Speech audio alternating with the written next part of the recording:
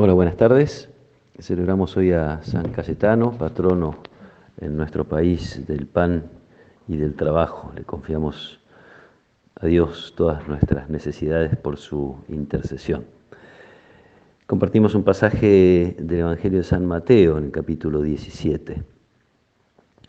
Un hombre se acercó a Jesús y cayendo de rodillas le dijo: Señor, ten piedad de mi hijo que es epiléptico y está muy mal.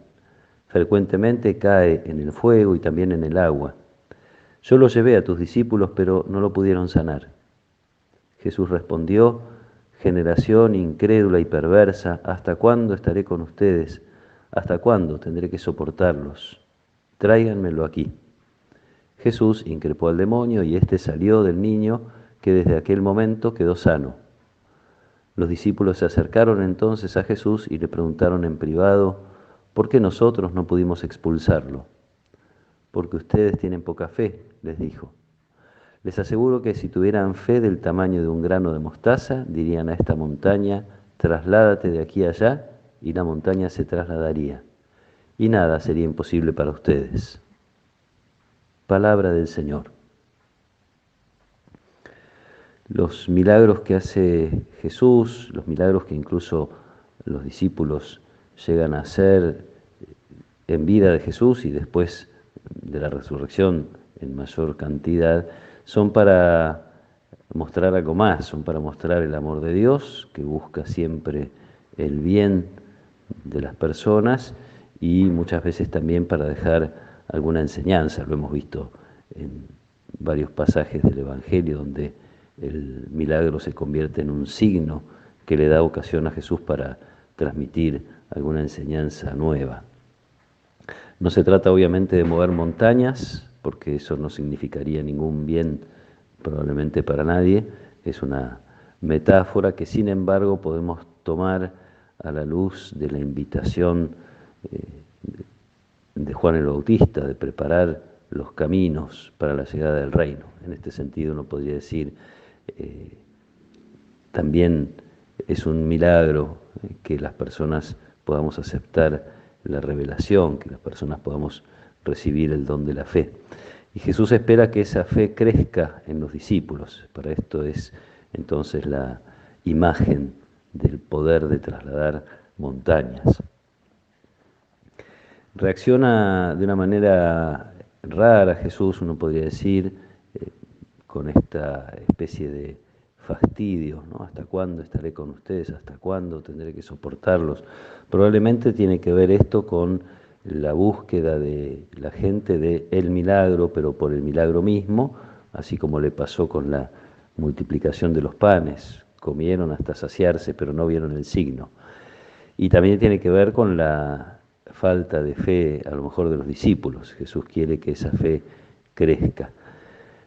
La falta de fe tiene muchas veces que ver con nuestros miedos, el miedo a confiar plenamente en Dios y en su poder, sobre todo en el caso de los discípulos que acaban de escuchar que el camino es el de la pasión. Jesús había anunciado la pasión y había puesto condiciones para su seguimiento: el que quiera seguirme, que tome su cruz cada día y me siga, que renuncie a sí mismo.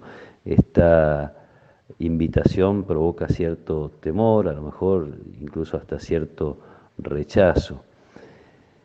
Confiar absolutamente en Dios significa dejar a un lado nuestras seguridades, significa no confiar demasiado en nuestras capacidades y poderes, significa animarnos a perder el control de algún modo de nuestra vida. Es como quien dice caminar sobre el agua, como lo hizo Pedro mirando a Jesús, pasar por encima de esas dificultades y pasar por encima incluso de nuestra propia limitación y pobreza. Curiosamente, la respuesta a nuestros temores está en nuestra capacidad de desarmarnos, de renunciar a toda seguridad. El cardenal Bergoglio solía decir que la oración es claudicar, como quien deja todas sus armas, todas sus herramientas y se entrega absolutamente a Dios. Eso es, en definitiva, fe verdadera, porque no se trata de creer algunas cosas, de abrazar como quien dice, algunos dogmas, sino de creerle a Dios, de confiarnos a Él. Providencialmente este Evangelio nos toca en este día en el cual le celebramos a San Cayetano, que se convirtió en un patrono de la providencia precisamente porque fue capaz de renunciar a todos los medios humanos. Tenía un futuro muy prometedor, siendo conde, hijo de condes, abogado canonista, trabajando en el Palacio del Vaticano, renunciar a ese espacio, renunciar a las riquezas de su familia, esperando de Dios lo necesario para cada día, no queriendo recibir más que eso y entregándose al cuidado de los más necesitados, en particular en medio de la peste, al cuidado de los enfermos. Un año especial para celebrar la intercesión de este santo y para descubrir también en él el secreto del camino a hacer frente a la peste, frente a una pandemia. El camino de San Cayetano fue buscar la manera de ayudar y asociarse con otros que podían hacerlo también, con el sello de su generosidad, de la entrega de sus bienes y de su vida. Pidámosle a Jesús, como hacían los discípulos, que nos aumente la fe, como hizo este hombre, según algún otro relato, no lo escuchábamos hoy, pero en el relato de algún otro evangelio, la súplica es: aumenta mi fe.